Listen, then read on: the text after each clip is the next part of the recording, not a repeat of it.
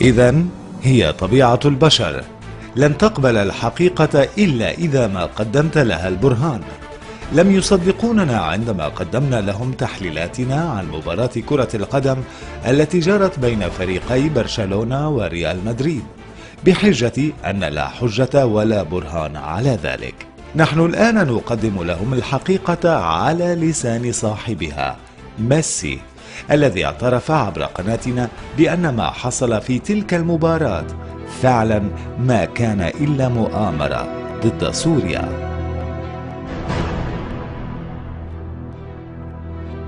من وراء هذه المؤامرة وكيف تمت عملية التخطيط؟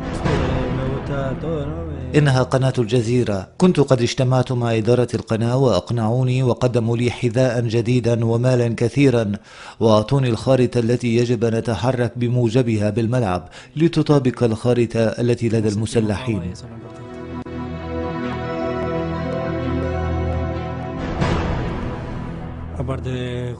هم كثر: بيكي، إنيستا، وحارس المرمى فالديز، أبيدال أيضا. بيول رفض بالبداية ولكن أقنعناه بالنهاية وأعطيناه حصة كبيرة من المال، ولكن الحق يقال بأن المدرب غاديولا لم يكن يعرف عن هذا الشيء نهائيا إلا عندما كشفتنا قناة الدنيا.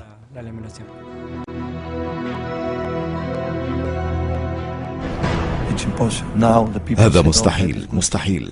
أنا لا أعرف كيف حصل هذا من غير علمي. كل شيء حصل من غير علمي. تغلغلوا بالفريق وأغروهم بالمال. لهذا أنا لم أتخيل كيف أن مدرب مثلي لفريق كبير مثل برشلونة يحصل معه هذا، حتى أنهم اشتروا الجماهير. ففي إحدى المباريات بدأ المشجعون بالهتاف ضد النظام.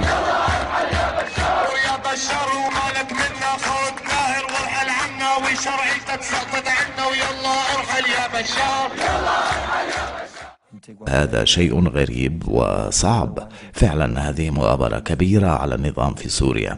أنا أعرف هذا، فعلا أعرف هذا.